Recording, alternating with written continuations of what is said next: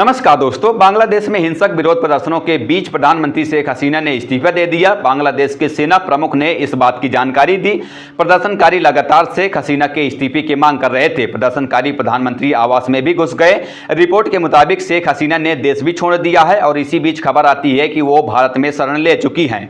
इस बीच बांग्लादेश के सेना प्रमुख वकाद उज जमान ने एक प्रेस कॉन्फ्रेंस को संबोधित किया। उन्होंने कहा कि देश में एक अंतरिम सरकार बनाई जाएगी। उन्होंने लोगों से हिंसा नहीं करने का भी आग्रह किया है। यह भी बताया कि उन्होंने सेना को गोलीबारी नहीं करने का आदेश दिया है। सेना प्रमुख ने इससे पहले कई नेताओं से मुलाकात की थी। इधर न्यूज एजेंसी एएफपी ने शेख हसीना के एक करीबी के हवाले से जानकारी दी कि हसीना अपनी बहन के साथ गोनो भवन यानी कि प्रधानमंत्री का आधिकारिक निवास को छोड़ करके सुरक्षित स्थान पर चली गई हैं। सूत्र ने एएफपी को बताया कि वो अपना भाषण रिकॉर्ड करना चाहती थी, लेकिन उन्हें ऐसा करने का मौका नहीं मिल सका। वहीं शेख हसीना के एक निजी सहयोगी ने मीडिया संस्थान अल अजीजिया को बताया कि प्रधानमंत्री सेना के हेलीकॉप्टर से देश छोड़ करके भाग गई हैं। इससे पहले लाखों की संख्या में एक भीड़ राजधानी ढाका की तरफ बढ़ रही थी। 4 अगस्त को हिंसा बढ़ने के बाद से देश में कर्फ्यू की घोषणा की गई थी, सार्वजनिक छुट्टी कर दी गई थी और इंटरनेट भी बंद कर दिया गया था। प्रधानमंत्री शेख हसीना ने कहा कि विरोध के नाम पर बांग्लादेश में तोड़फोड़ करने वाले छात्र नहीं हैं, बल्कि ये आतंकवादी हैं और इन्हें सख्ती से दबाने की जरूरत है। उन्होंने गृह भवन में सुरक्षा मामलों की राष्ट्रीय समिति की बैठक भी बुलाई थी। बैठक में सेना, नौसेना, वायुसेना, पुलिस और प्रशासन के प्रमुख अन्य शीर्ष सुरक्षा अधिकारियों ने भाग लिया था। इससे पहले बांग्लादेश में क्या क्या हुआ, जरा इसे भी समझ लेते हैं। दरअसल 5 जुलाई 2024 को बांग्लादेश की हाईकोर्ट ने सरकारी नौकरियों में कोटा बढ़ाने का फैसला किया। इसके बाद ढाका के अलग अलग विश्वविद्यालयों के छात्रों ने इस फैसले के खिलाफ प्रदर्शन का ऐलान किया। कोर्ट के फैसले के बाद सरकारी नौकरियों में 56% सीटें आरक्षित हो गई। अलग अलग वर्ग के लोगों ने इसमें शामिल किया गया। सबसे ज्यादा 30% सीटें 1971 के युद्ध में शामिल लोगों के घर वालों के लिए, वार वेटरन्स के बाद महिलाओं और अल्पसंख्यक अल्प विकसित क्षेत्रों से आने वाले लोगों का नंबर आता है। दोनों के लिए 10% सीटें रिजर्व की गई। मूल निवासियों को 5% सीटें दी गई और 1% सीटें विकलांग लोगों के लिए आरक्षित हुई।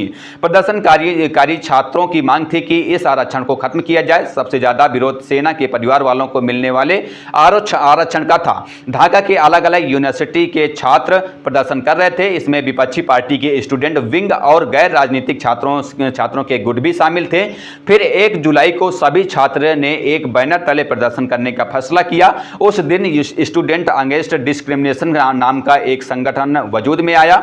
जुलाई में प्रदर्शन तेज हुआ। 15 जुलाई को सबसे पहले हिंसा की खबर आई। बांग्लादेश के डेली स्टार अखबार के मुताबिक इस दिन छात्र लीग के लोगों ने प्रदर्शनकारी छात्रों पर हमला किया। अब यह छात्र लीग क्या है, जरा इसको भी समझ लेते हैं। दरअसल शेख हसीना की पार्टी अवामी लीग का स्टूडेंट विंग है। अखबार के मुताबिक 15 जुलाई को छात्र लीग के लोग ढाका मेडिकल कॉलेज के कैंपस में घुसे। यहां मारपीट हुई। इसके अलावा उन्होंने कैंपस में मौजूद अस्पताल में भर्ती घायल छात्रों पर भी हमला किया। फिर 16 जुलाई तक यह प्रदर्शन ढाका के बाहर तक पहुंच चुका था। ढाका, चटगांव और रंगपुर में अवामी लीग के कार्यकर्ता छात्र लीग की प्रदर्शनकारी छात्रों से मुठभेड़ हुई।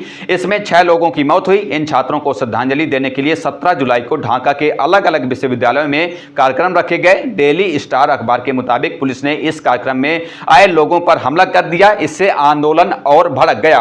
प्रदर्शनकारी छात्रों ने 18 जुलाई को देश भर में तालाबंदी की घोषणा की।